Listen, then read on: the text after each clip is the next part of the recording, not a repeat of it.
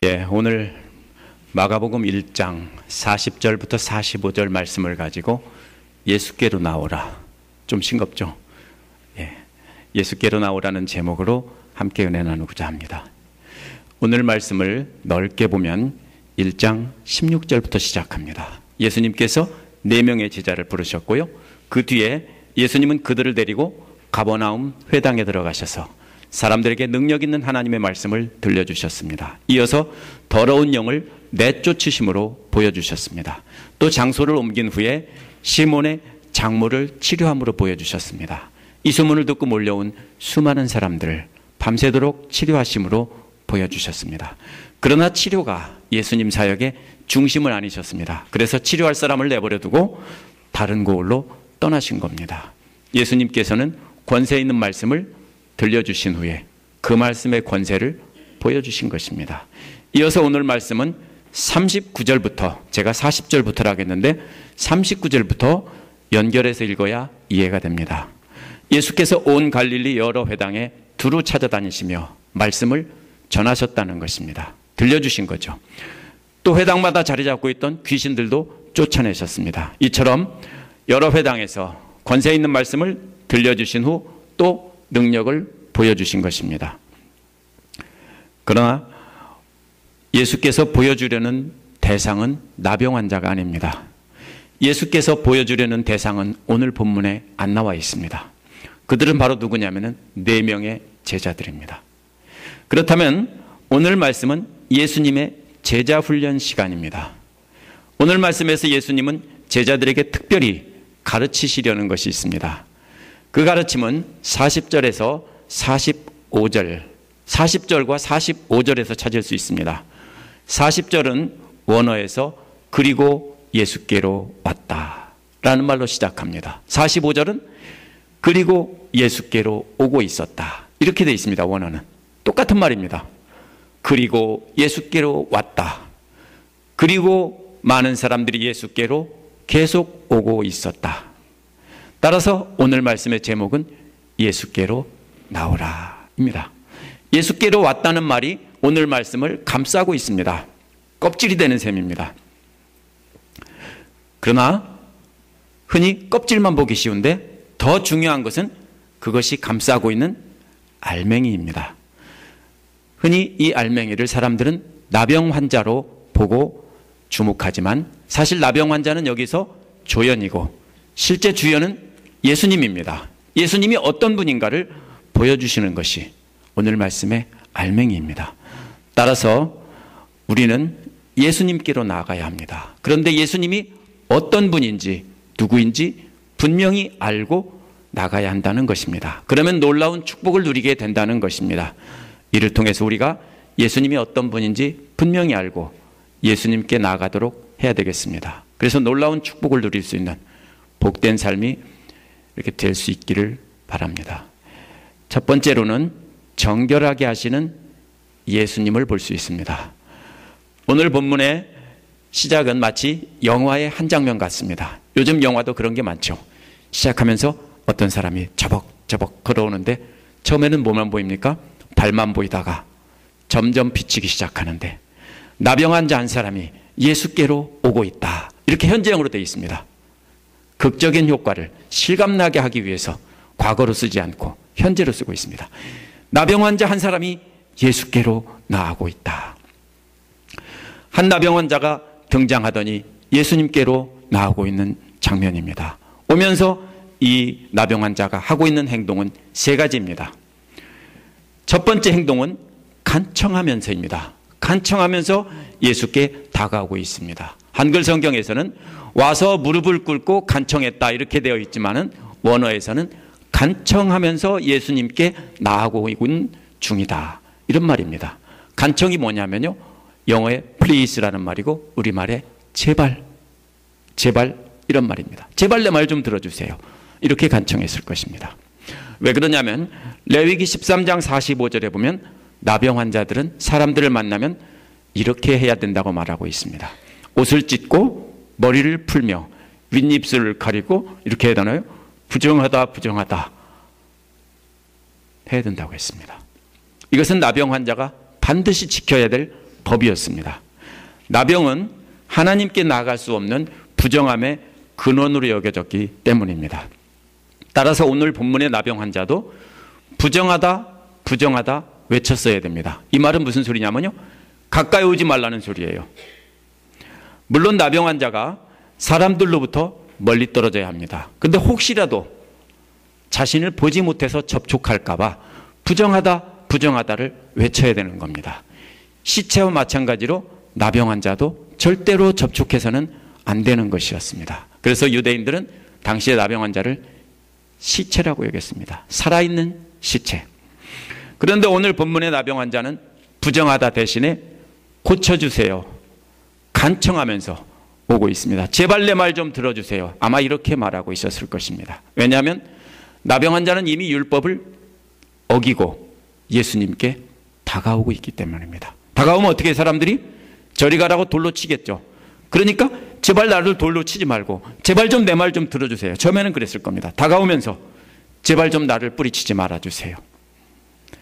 당시 나병이란 한센시 병뿐만 아니라 전신에 퍼진 악성 만성적인 모든 피부질환을 말하는 것이었습니다. 의학이 발달하지 않았기 때문에 이런 피부질환은 다 그렇게 분류했습니다.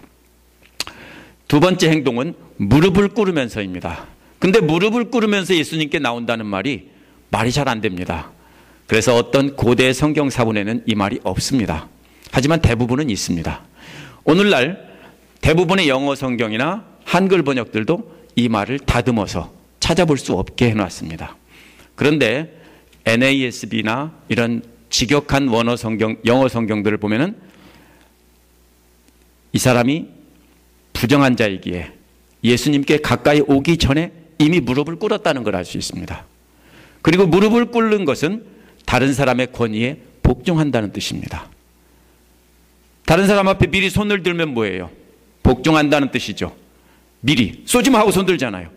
그것처럼 돌 던지지 마세요 하고서 미리 무릎을 꿇었을 겁니다.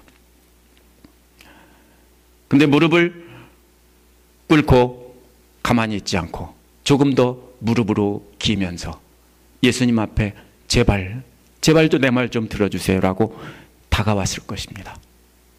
왜냐하면 나병 환자가 사람께 다가온다는 것은요, 보통 사건이 아니기 때문에 그냥 다가올 수 없어요. 저는 그래서 무릎을 꿇고 기어가면서 사정하면서 다가왔을 것이라고 생각합니다. 어느 정도까지 다가오자 자신은 적대감이 없으니 제발 좀 나를 봐달라 하고 몇 걸음 더 나오면서 제발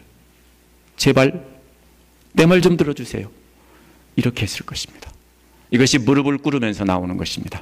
세 번째 행동은 말하면서입니다.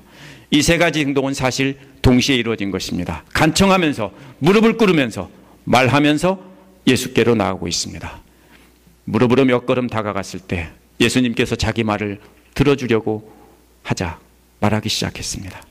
예수께서 원하시면 자신을 깨끗하게 해주실 수 있다는 것입니다.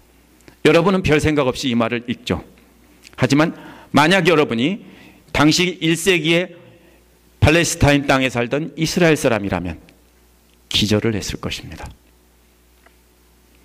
깨끗하다는 말은 구약에서 하나님께 예배하러 나갈 수 있다는 말입니다. 이 말의 반대는 뭡니까? 부정하다입니다. 레위기에 나온 전체의 말은 깨끗한 것과 부정한 것입니다. 하나님을 예배할 수 있는 것과 예배할 수 없는 것이에요. 그러면은 레위기에 보면 시체나 다른 부정한 것을 만진 사람은 일시적으로 부정하게 됩니다. 그러면 이 사람은 자신들뿐 아니라 다른 사람도 부정하게 하기 때문에 진 밖에 나가서 일정 기간 지난 뒤에야 진 안으로 들어올 수 있었습니다. 그것도 정결하게 하는 의식을 거치고 들어올 수 있었습니다. 그러나 나병 환자는 영원토록 부정한 사람입니다. 하나님을 예배하고 싶어도 예배할 수 없던 불쌍한 사람입니다. 나병은 병 자체가 문제가 아니라 하나님을 예배할 수 없다는 것이 문제입니다. 이 사람의 간절한 소원은 병이 낫기를 바라는 것이 아니라 이 사람은 다른 사람과 같이 하나님을 예배하고 가족들과 함께 살고 싶은 것입니다. 당시 대제사장이라도 이런 부정한 사람을 정결하게 할 수는 없었습니다. 일시적으로 부정한 사람들은 시간이 지나면 저절로 정결해지는 것이지 제사장이 정결하게 하는 것이 아닙니다. 제사장이 할 수 있는 건 뭡니까? 정결하게 하는 기간이 지났나 안 지났나 그것만 확인하고 며칠 지났어? 오케이, 이것뿐입니다. 그리고 의식을 통해서 너는 깨끗하다 선포하는 것뿐입니다. 더구나 나병 환자 같은 경우는 율법에 규정된 대로 진단을 해서 그냥 쫓아내는 것밖에 하지 않았습니다. 또 나병은 하나님을 비방한 자들이 받는 처벌이라고 생각했기 때문에 당시 유대교 지도자들, 제사장들은 고쳐줄 생각도 않고 더러운 죄인이라고 무조건 쫓아냈습니다. 그런데 나병 환자는 예수께서 원하시면 자신을 깨끗하게 할 수 있다라고 말하는 것입니다. 이것은 예수님이 하나님이십니다라고 인정하는 것 말고는 설명이 안 돼요. 당시 유대인들한테는.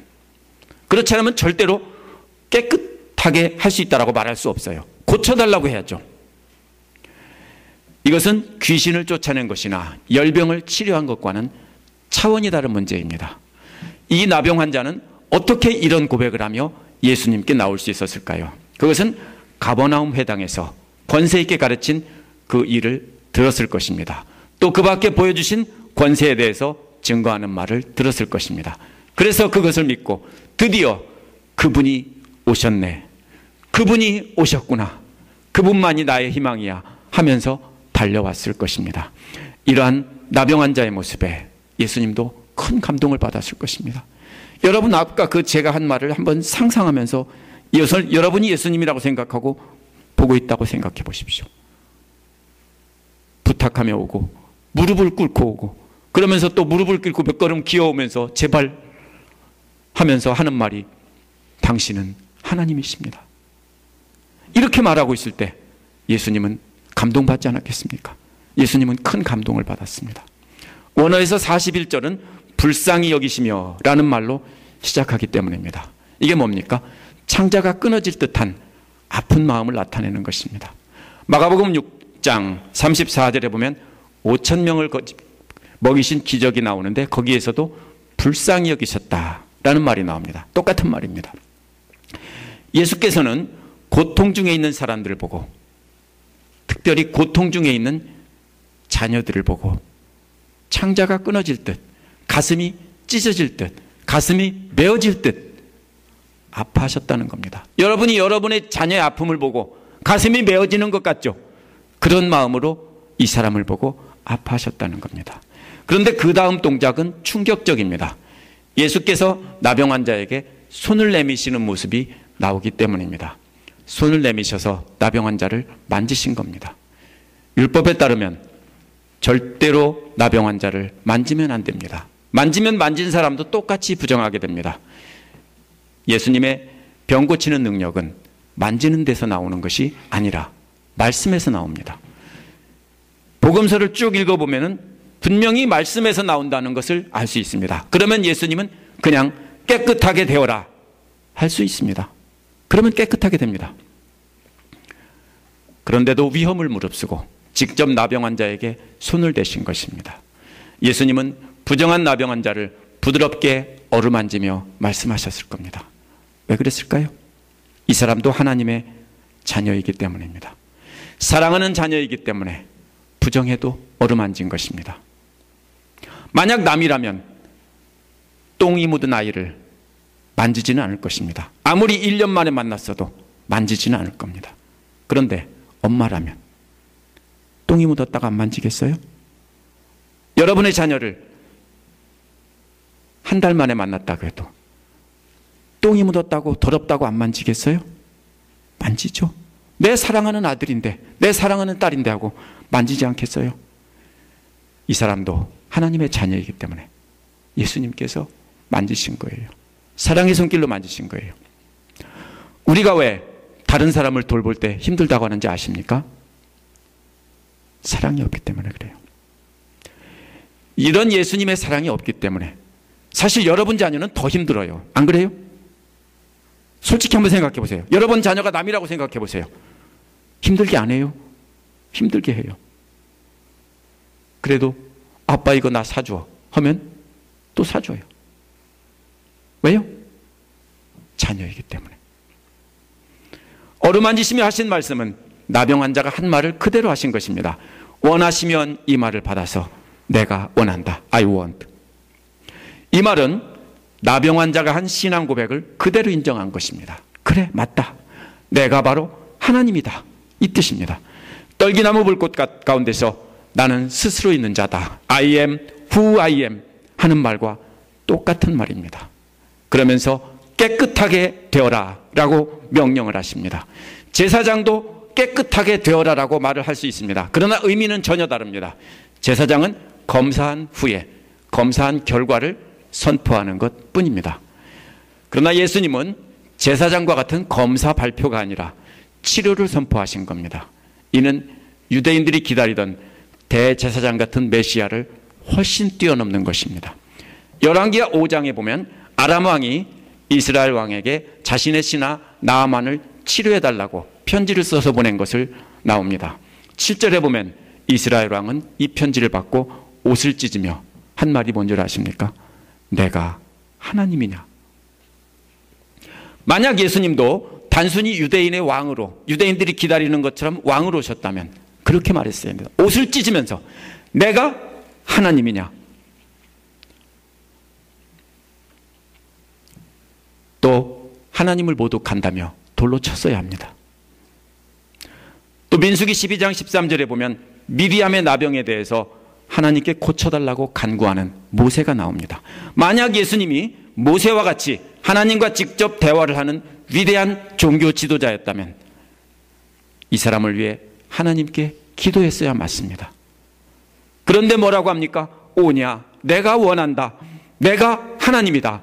이렇게 말한다는 것은 있을 수가 없는 일입니다. 당시 유대인들에게는 내가 하나님이다라는 뜻 외에 절대로 다른 뜻이 될 수는 없습니다. 42절에 즉시 나병이 떠나갔다 했습니다. 그런데 31절에서 열병이 떠났다는 말과는 전혀 다른 말입니다. 열병이 떠났다는 말은 손을 놨다는 말인데 41절에 떠나갔다는 말은 멀리 가버렸다는 뜻입니다. 나병 환자는 부정하기 때문에 진 밖으로 멀리 가야 합니다. 마찬가지로 나병도 부정하기 때문에 멀리 가버려야 합니다. 그래서 예수님께서 멀리 보내신 것입니다. 예수님 말씀에 나병은 멀리 떠나갔고 다시 돌아오지 않았습니다. 이 사람은 즉시 깨끗하게 되었습니다. 이 나병 환자가 깨끗함을 받을 수 있었던 것은 사람들이 전하는 예수님에 대한 말씀을 듣고 예수님이 하나님이라는 것을 믿었기 때문입니다. 믿는 데서 그치지 않고 예수님께 나왔기 때문입니다. 그것도 간청을 하면서 나왔기 때문입니다. 무릎을 꿇은 상태에서 계속 간청하며 나왔기 때문입니다. 예수님께 나와서 예수님이 곧 하나님이십니다라고 인정했기 때문입니다. 많은 경우에 나병 환자를 주목합니다. 나병 환자가 훌륭한 신앙을 가졌다고 합니다. 하지만 여기서 우리가 주목해야 될 것은 나병 환자의 행동이 아니라 예수님의 행동입니다. 이 나병 환자가 치료받은 것은, 결정적인 것은 예수님께서 불쌍히 여기셨기 때문입니다. 그래서 손을 뻗어서 만지셨기 때문입니다. 그리고 내가 원한다, 내가 하나님이다, 깨끗하게 되라 하고 선언하셨기 때문입니다. 그렇다면 우리는 이 말씀에서 나병 환자를 볼 것이 아니라 예수님을 봐야 합니다. 우리도 마찬가지입니다. 예수님께 간청하며 나가야 합니다. 내 딸 고쳐주세요. 내 아들 고쳐주세요. 나를 깨끗하게 해주세요. 해야 됩니다. 그분이 진정 하나님이시니까 나를 정결하게 할 수 있습니다라고 고백하며 나가야 합니다. 그러면 그분은 우리를 불쌍히 여기시되 창자가 끊어질 듯, 가슴이 찢어질 듯 그렇게 우리를 불쌍히 여기시며 우리를 만져주십니다. 그리고 그분의 권능으로 우리를 깨끗하게 해주십니다. 깨끗하게 하시는 권한은 하나님의 절대 주권에 속한 일입니다. 하나님께 간청할 때 하나님께서 결정하는 일이지 우리가 결정할 일이 아닙니다. 하나님이신 예수님만이 우리를 정결하게 하셔서 하나님으로 앞으로 나가서 예배할 수 있게 하시는 분입니다. 예수밖에 다른 어떤 일을 통해서도 하나님 앞에 나갈 수 있는 자격을 얻을 수는 없습니다. 두 번째로 경고하며 내보내신 예수님이 나옵니다. 이처럼 불쌍히 여기시고 손으로 어루만지며 나병 환자를 치료해 주신 예수님 태도가 갑자기 43절에서 안면 싹 바꾸고 돌변합니다. 43절에 단단히 이르시고라는 말은요, 아주 엄격하게 책망하던 투로 말하는 것을 말합니다. 갑자기 인정사정 볼 것 없다입니다. 마태복음 9장 30절에서 두 소경을 고쳐주신 후에 아무에게도 아무 말도 하지 말라고 엄히 경고하시는 것으로 나옵니다. 또 마가복음 14장 5절에서는 값비싼 향유를 낭비했다며 제자들이 여인을 책망하는 부분에서 나옵니다. 이것은 그냥 말하는 게 아닙니다. 아주 엄히 책망하는 겁니다. 인상을 확 쓰면서 절대로 하지 말라고 소리를 지르는 것과 같은 것입니다. 엄격한 경고입니다. 게다가 또 곧이라는 말도 이 엄격한 책망을 강조합니다. 엄히 책망하듯 경고하시고 곧 보내셨다는 것입니다. 한술 더 떠서 이 보내셨다는 말은요, 그냥 보내는 게 아니라 쫓아보냈다는 뜻입니다. 아무리 보아도 앞뒤로 보아도 문맥에 맞지 않습니다. 쫓아보냈다는 말은 닫혀있는 공간이나 어떤 일정한 울타리 안에서 내보냈다는 뜻입니다. 45절에서 이 사람이 나가서라는 말도 역시 닫힌 공간이나 울타리 안에서 밖으로 걸어 나갔다는 뜻입니다. 그래서 어떤 학자는 이 사람이 회당 안에까지 들어왔다. 예수님이 회당 안에 있었는데 회당 안에 들어왔다. 그래서 급히 쫓아냈다라고 말합니다. 하지만 저는 아무리 생각해도 그건 말이 안 됩니다. 나병 환자는 성전에 들어가 예배드릴 수 없습니다. 마찬가지로 회당에 들어갈 수 없습니다. 심지어는 사람들이 사는 동네까지도 들어갈 수 없습니다. 그렇다면 이 사람은 율법을 어기고 들어가서는 안 되는 지역으로 들어간 것입니다. 사람들이 보면 돌로 칠지도 모르는 일이기 때문에 급히 내쫓았을 것입니다. 하지만 그것만으로는 이렇게 엄히 꾸짖는다는 것이 말이 안 됩니다. 금방 사랑스럽게 어루만지시고 치료해 주신 분이 갑자기 안면 싹 바꾸고 그냥 험악하게 나가라고 쫓아내는 것입니다. 44절에 쫓아내시며 하신 말씀이 있습니다. 즉시 내쫓으시면서 급히 당부하신 것입니다. 당부하신 첫째 명령은 원어에서 보라입니다. 영어의 NASB나 NIV나 ESV에는 나와 있지만 한글 성경에는 생략되어 있습니다. 진짜 보라는 뜻이 아니라 정신 똑바로 차리고 잘 들어, 이 말입니다. 보라 하는 말이지만 실제 보라는 게 아니에요. 두 번째 명령은 뭐냐면 아무에게 아무 말도 하지 말라는 겁니다. 부정하는 말을 두 번이나 넣은 것은 절대로 하지 말라는 것입니다. 그 느낌을 그대로 살려 번역한다면 이런 말입니다. 너 지금부터 정신 똑바로 차리고 잘 들어. 아무에게도 아무 말도 절대로 하면 안 돼. 이겁니다. 예수님도 긴장을 잔뜩 하시면서 엄하게 책망하듯 하시는 말입니다. 왜 이렇게 엄하게 경고하셨을까요? 이는 놀라운 기적을 목격한 것에 근거한 믿음을 신뢰하지 않기 때문입니다. 믿음은 하나님의 말씀을 들음에서 난다고 했습니다. 나중에 십자가 사건으로 그것이 분명해졌습니다. 기적만 원하고 따라다녔던 사람들은 십자가 사건 이후에 모두 사라졌습니다. 오직 예수님을 따라다니며 말씀을 듣고 보고 배운 사람만이 나중에 그 말씀을 기억하며 부활하신 예수님께로 돌아왔던 것입니다. 그래서 조용히 하라 한 것입니다. 떠들고 다니면 많은 사람들이 예수님 앞에 몰려올 것입니다. 하지만 예수께서 선포하시는 하나님 말씀은 듣지 않고 말썽만 일으키게 될 것입니다. 그러면 예수께서 계획한 제자 훈련이 초반부터 차질이 생깁니다. 이제 겨우 4명 불렀고 이제 시작인데, 그래서 초반부터 소문이 나서 몰려오면 유대교 지도자들과 충돌해서 계획이 차질이 생기고 일찍 그 사역이 끝날 수 있기 때문입니다. 그래서 예수님은 말씀을 통해 제자들을 훈련시켜 하나님 나라가 조용히 전파되길 원하셨던 겁니다.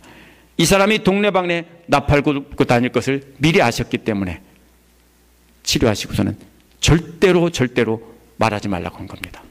소문이 나기를 바라는데 그냥 인사치레로 말하지 말라는 게 아니에요. 절대로 하면 안 된다는 거예요. 이어서 하라는 명령이 나와요. 그것은 가라는 말과 보여주라는 겁니다. 누구에게 갑니까? 제사장에게 가서 보여주라는 거예요. 근데 제사장에게도 아무 말도 하지 말라는 거예요.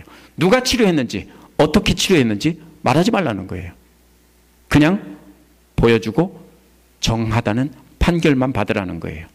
사실 예수님 말씀으로 치료가 다 끝났어요. 제사장은 치료할 능력도 없고 치료해 줄 생각도 없어요. 그러나 나병 환자가 공동체로 돌아가기 위해서는 제사장의 허락이 필요합니다.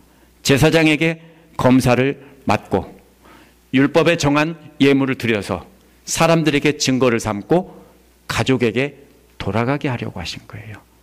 사랑하는 가족들에게 돌아가라, 이 말입니다. 우리도 기적만 강조하고 자신이 체험한 기적만 증거하면, 전파하면 안 됩니다. 그렇게 하면 많은 사람이 교회로 몰려올 것입니다. 예수님 당시처럼 그것은 밀물처럼 왔다가 밀물처럼 빠져나가는 군중일 뿐입니다. 만약 그렇게 한다면 그것은 예수님의 사역을 방해하는 것입니다. 한국 교회도 그랬고 미국 교회도 그랬고 유럽 교회도 그랬습니다. 예수 믿으면 잘 살고 복 받는다고 해서 수많은 사람들이 몰려왔다가 수많은 사람들이 다 빠져나갔습니다. 왜요? 말씀으로 제자를 삼지 않았기 때문입니다. 우리는 예수께서 전하신 말씀을 통해 먼저 우리 자신이 깨끗함을 받아야 합니다. 그 다음에 예수님을 따라다니면서 그 말씀을 배우고 우리 삶에서 먼저 조용히 실천하는 기간을 가져야 됩니다. 근데 이 사람이 잘못된 게 뭡니까? 즉시 나가서 감정으로 그냥 전했다는 거예요. 깨끗함 받으라고 했어요. 그럼 그 다음에 돌아와서 뭡니까? 깨끗함 받았다고 하고서는 예수님을 따라와서 배웠어야 됐어요. 그렇게 훈련한 뒤에 했어야 되는데 이 사람은 서둘러 나가서 증거했습니다. 그래서 우리도 나병 환자 같은 사람을 정결하게 해서 사랑하는 하나님의 품으로 돌려보내기 위해서 우리도 먼저 우리가 정결 안 받고 우리가 훈련을 해야 되는 것입니다.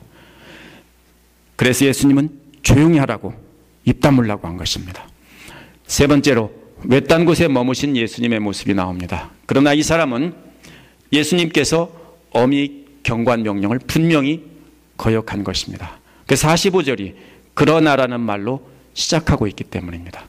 이 사람은 거기서 나가서 두 가지 일을 하기 시작했습니다. 하나는 모든 일을 널리 알린 것이고 다른 하나는 이야기를 퍼뜨린 것입니다.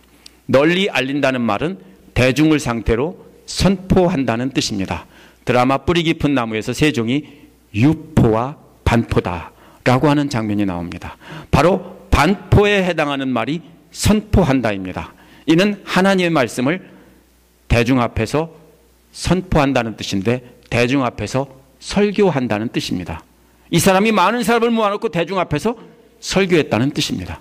마가복음 3장 14절에서는 말씀을 전파하게 하시며 라고 나오고 5장 20절에서도 전파했다라는 말에도 나옵니다. 이는 예수 그리스도에 대해 무리를 향해서 선포하던 것을 말하는 것입니다. 또 이야기를 퍼뜨린다는 것은 개인적으로 만나서 소곤소곤 말하며 전하는 것입니다. 뿌리 깊은 나무에서 나오는 유포에 해당하는 말입니다. 어떻게 유포시키죠? 어린아이들에게 노래를 가르쳐 부르게 하고 글자를 어떻게 읽는지 노래를 통해서 가르치게 하죠. 이렇게 해서 퍼져나가게 하죠. 이것처럼 개인적으로 만나서 조용조용 이야기하고 전하는 것이 바로 여기서 퍼뜨린다는 것입니다. 세 번역에서 이야기로 번역된 말은 신약 성경에서 주로 예수께서 전하신 하나님의 말씀을 가리키는 말입니다. 여기서 이 사람이 널리 퍼뜨린 말도 예수님께서 전하신 하나님의 말씀일 것입니다. 나병 환자였던 이 사람이 변화돼서 예수님이 하나님의 아들이라며 예수님께서 전하신 말씀을 널리 퍼뜨리는 사람이 된 것입니다. 그래서 우리는 이 사람을 보고 참 잘했다, 이 사람을 본받자 합니다. 그러면 예수님은 뭡니까? 위선자가 됩니다. 그렇죠? 그렇게 혼냈는데 사실은 좋으면서, 그렇죠? 아니에요. 잘못 읽었어요. 이 사람은 분명히 예수님의 명령을 거역했습니다. 이 사람은 하지만 의도는 뭐냐면요, 단순히 희생제물을 삼아서 증거를 삼기보다는 자신의 회복보다는 더 빛나는 예수님의 말씀으로 깨끗해진 증거를 보여주려고 한 것입니다. 그래서 한 사람이라도 더 깨끗함을 받게 하고 싶어 그렇게 한 것입니다. 그래서 이 사람은 조직적으로 유포하고 반포를 한 것입니다. 이 사람은 받은 은혜를 주체할 수 없어서 그렇게 한 것입니다. 자기가 만난 예수님을 전하고 싶어 견딜 수가 없어 그렇게 했습니다. 잘했다고요? 아니요. 이 사람은 분명히 잘못했습니다. 이 사람은 분명히 예수님의 사역을 방해했습니다. 많은 사람이 이 사람이 잘했다고 이 사람을 닮아야 한다고 합니다. 하지만 이 사람은 예수님의 계획을 망쳐 놓았다. 이 뜻이 오늘 본문의 뜻입니다. 예수님의 사역을 방해했다. 이 뜻입니다. 받은 은혜를 간직하며 말씀을 묵상하고 훈련을 하며 때를 기다렸어야 옳습니다. 예수님은 갈릴리 지역을 제자들과 함께 두루다니며 들려주시고 보여주시면서 제자들을 훈련시키려고 처음에 계획을 했어요. 근데 이 사람 때문에 계획이 다 취소되고 외딴 곳에서 제자들을 말로 가르칠 수밖에 없게 됐어요. 제 말이 억지라고요? 다시 한번 성경을 읽어보세요. 제가 말씀드리는 관점으로. 주인공은 나병 환자가 아니라 예수님입니다. 예수님을 관점으로 예수님이 하신 말을 앞뒤로 연결해보면 분명합니다. 이 사람이 주로 증거한 말씀은 41절에 나온 대로 내가 원하노니 깨끗하게 되어라 하는 말씀입니다.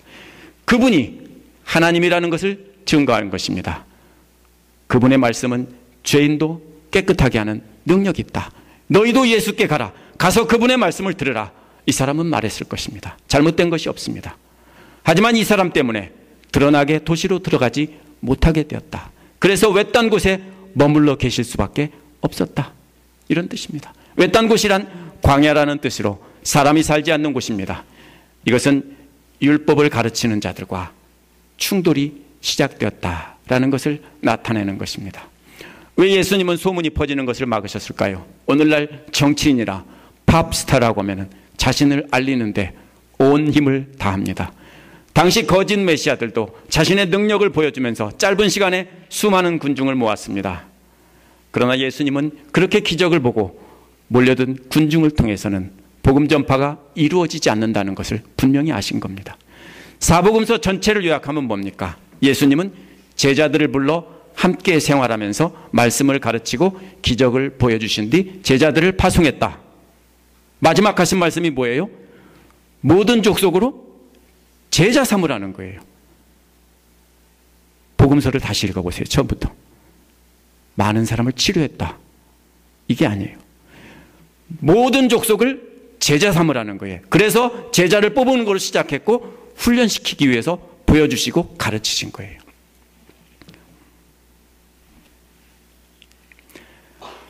예수님은 철저하게 공생애 내내 그 사역에만 집중했습니다.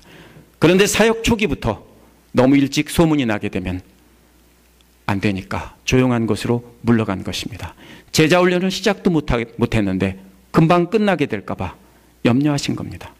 원래는 계획을 갈릴리 지역을 두루 다니면서 제자들에게 보여주고 들려주고 차근차근 조용히 하려고 했습니다. 그런데 이 나병 환자 한 사람 때문에 완전히 계획이 망가진 겁니다. 따라서 본문에서 외딴 곳에 머물러 계신 것도 사람들을 단순히 피하신 것이 아닙니다. 이제 말씀과 기적으로 보여주었는데 조용히 제자들을 외딴 곳에서 훈련시키고 있었다. 이제 예수님은 제자 훈련 시간입니다. 그런데 놀라운 장면이 마지막에 나옵니다. 그것은 사람들이 사방에서 예수님께 몰려들어오고 있었다라는 것입니다. 모여왔다 하는 말은 40절에 와서라는 말과 똑같은 말입니다. 그런데 40절에서는 한 번 온 것을 나타내는 말인데 45절에서는 끊임없이 오고 또 오고 또 오고 있었다. 제가 어떤 영화의 한 장면이 생각났어요. 어떤 꼬마가 있는 집으로 제목도 생각이 안 납니다. 수많은 사람들이 차를 타고 사방에서 밤에 줄을 지어 몰려오는 모습으로 영화가 끝나는 장면만 기억이 납니다. 마치 그런 모습과 같습니다. 수많은 사람들이 예수님 있는 광야로 사방에서 떼거리로 몰려옵니다. 그리고 오늘 이 말씀의 이 영화는 끝이 납니다. 이는 그동안 말씀과 기적을 통해서 예수님의 능력이 널리 알려졌기 때문입니다. 그러나 온 갈릴리 사람들이 예수님께 나오게 된 결정적인 계기는 바로 이 나병 환자 때문입니다.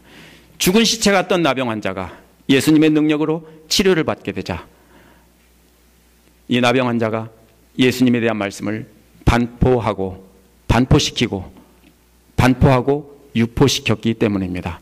나병 환자가 반포하고 유포한 말씀은 어떤 다른 사람보다 파급 효과가 컸습니다. 하나님의 능력이 아니고는 있을 수가 없는 일이었기 때문입니다. 그러나 아무리 열심히 했고 아무리 옳은 일을 했어도 그는 분명 예수님의 말씀에 불순종한 것입니다. 이 장면은 마치 영화의 마지막 장면과 같습니다. 맨 처음 40절에서는 혼자 나오는 것으로 시작했는데 이제 마지막 장면에서는 사방에서 끊임없이 나오고 있는 장면입니다. 이것이 나타내는 것은 예수님의 놀라운 권세를 나타내는 것입니다. 그러나 주목해야 될 것은 오늘 말씀을 감싸고 있는 이 껍질 안쪽에 있는 것입니다. 예수님께로 나아왔다가 아니라 그 말씀이 감싸고 있는 예수님의 제자 훈련 사역입니다. 더러운 죄인을 정결케 할 수 있는 하나님이신 예수께서 나병 환자를 치료하시고 외딴 곳에서 조용히 머물면서 제자들을 훈련시킨다. 그러니까 예수께로 나오라. 어떻게 나오라? 나와서 예수님 앞에서 정결함을 받고 그분에게 배워서 훈련받고 예수님의 제자가 되어라. 이런 말씀입니다. 오늘 말씀을 정리해 보겠습니다. 구약시대나 예수님 당시에 이스라엘 사람들은 나병은 영원히 하나님께 나갈 수 없는 부정한 것이었습니다. 나병은 단순한 질병이 아니라 하나님을 예배할 수 없고 믿음의 공동체를 떠나야 했던 것입니다. 따라서 오늘날 이 말씀을 우리가 이렇게 적용해야 됩니다. 예수님을 알지 못할 때 저와 여러분 모든 사람은 다 나병 환자와 같습니다. 하나님을 예배할 수 없는 부정한 자입니다. 그런데 이 나병 환자는 예수님이 바로 자신의 부정함을 치료할 수 있는 하나님이라는 것을 알고 예수님 앞에 나왔습니다. 그것도 간청하며 나왔습니다. 무릎을 꿇고 나왔습니다. 자신을 깨끗하게 할 수 있는 하나님이라고 고백하며 나왔습니다. 이 시간 중에 여러분 중에도 예수님은 하나님의 아들이요 하나님으로 고백하고 영접하지 않은 분들이 있다면, 그냥 교회만 다녔다면 이 시간 나병 환자와 같이 간절히 예수님 앞으로 간청하며 나오시기 바랍니다. 정결케 해주십시오. 그러면 우리 주님께서 여러분을 불쌍히 어루만져 주시고 자녀 삼아 주십니다. 그러나 예수님 앞에 자신의 상태를 고백하고 무릎으로 걸으며 간절히 애원하며 그분을 하나님으로 고백하지 않는다면 예수님께서 여러분을 강제로 자녀 삼아 주시지는 않습니다. 그분은 여러분의 고백과 낮아짐을 보시고 불쌍히 여기셔서 여러분을 정결하게 해주십니다. 그분이 여러분이 만약 이미 정결하게 되었다면 이제는 우리가 예수님의 경고에 귀를 기울여야 합니다. 예수님을 통해 이루어지는 하나님의 나라는 여러분이 경험한 놀라운 간증을 통해 확산되지 않습니다. 물론 예수님 앞에 나오면 놀라운 기적을 체험할 수 있습니다. 또 그것을 말하면 많은 사람이 하나님 앞에 나올 것입니다. 그러나 그러한 기적만을 보고 예수님의 제자가 되는 경우는 없습니다. 그 기적이 지나가면 언제 있었냐는 듯이 까맣게 잊어버립니다. 한번 보세요. 죽다 살았어도 그리고 아무 일도 일어나지 않았다. 그때만 나오고 이런 경우가 정말 많습니다. 그건 오늘 나병 환자처럼 여기 보면은 우리가 그렇게 말하고 증거하면 많은 사람이 쉽게 하나님 앞에 나올 것입니다. 어려운 처지에 있는 사람들이 쉽게 나올 것입니다. 그러나 우리가 그렇게만 사람을 모은다면 그것은 나병 환자처럼 예수님의 제자 훈련 계획을 망쳐놓는 것과 같을지도 모릅니다. 누가복음 17장 17절에 보면 나병 환자 중 10명의 나병 환자 중 1명만 돌아와서 영광 돌리는 걸 보고 그런데 나머지 9은 어디 있느냐 라고 하신 것을 봐도 알 수 있습니다. 기적을 보고 믿는 것이 아닙니다. 수많은 군중들이 예수께 나왔다가 십자가에 달리자 다 떠나버렸습니다. 오늘 말씀으로 오직 말씀으로 훈련받은 제자들만이 부활한 주님을 만나고 나서 복음의 전달자가 된 것입니다. 하나님 나라는 하나님의 말씀을 듣고 말씀으로 훈련받은 자들을 통해서 은밀하게 퍼져나간다는 사실입니다. 그러므로 우리는 여기 있는 나병 환자처럼 은혜 받고 뜨겁다고 자기 마음대로 하는 불순종하는 자가 아니라 순종하는 자가 되어야 됩니다. 입 다물으라고 할 땐 다물어야 됩니다. 깨끗함을 받은 나병 환자는 너무 기쁜 나머지 예수님 말씀을 퍼뜨렸습니다. 수많은 사람이 나왔습니다. 그러나 예수님은 외딴 곳에서 제자들과 함께 머물렀습니다. 예수님은 수많은 군중들의 환호에 반응해서 사역하지 않으셨습니다. 오직 조용히 제자를 양육하는 것에만 집중하셨습니다. 예수님은 스스로 복음 전파하시고 스스로 사람들을 정결케 하려고 오신 것이 아닙니다. 제자들을 훈련시켜서 제자들로 하여금 복음 전파하게 하고 그 복음으로 인해 제자들 때문에 수많은 사람들이 하나님 앞에 나와서 이 나병 환자처럼 정결함을 받게 하려고 사역하신 겁니다. 여러분도 예수님을 통해 정결함을 받았다면 외딴 곳에 계신 예수님께 나가야 합니다. 단순히 기적을 체험하기 위해 몰려가는 군중처럼 나가서는 안 됩니다. 예수님께로 나가서 그분에게 조용히 배워야 합니다. 때로는 사람들이 있는 곳에서, 때로는 조용한 곳에서, 꼭 조용한 곳을 뜻하지는 않습니다. 어디든지 예수님과 조용한 만남이 있으면 돼요. 수많은 군중들이 있는 곳에서도 예수님은 조용히 제자들에게 말씀하실 수 있었어요. 예수님이 계신 곳에서 예수님과 함께 머물며 예수님께 배우는 태도가 필요합니다. 예수님과 함께하는 것은 그분의 말씀을 듣는 것에서 시작합니다. 조용히 그분의 말씀을 듣고 묵상하셔야 됩니다. 그런데 우리가 묵상한다는 말의 뜻을 잘 알아야 됩니다. 그분에게서 듣고 깨달았다면 그것을 계속 기억하라. 이것이 묵상이에요. 묵상이라는 말은 시편이라는 데서 묵상이라는 말은 새로운 것을 깨달았다가 아니라 하나님의 말씀을 마음에 담고 계속 되뇌이며 기억하고 또 기억한다는 뜻입니다. 그러면 아주 단순합니다. 아침에 여러분이 본 말씀을 하루 종일 마음에 담고 틈나는 대로 기억하면서 그 말씀대로 순종하는 것, 이것이 진짜 진정한 묵상입니다. 이를 통해서 우리가 기억한 것을 삶으로 실천할 수 있습니다. 우리 마음에 담고 있으면 우리는 반드시 실천할 수밖에 없습니다. 그러면 수많은 사람들이 여러분을 통해서 예수님께 나와 정결함을 받게 될 것입니다. 그리고 그분들도 여러분처럼 예수님의 제자가 돼서 하나님을 경배하는 그런 사람들이 될 것입니다. 예수님께 나아갑시다. 외딴 곳에 계시는 예수님께 조용히 나가시기 바랍니다. 기도하겠습니다.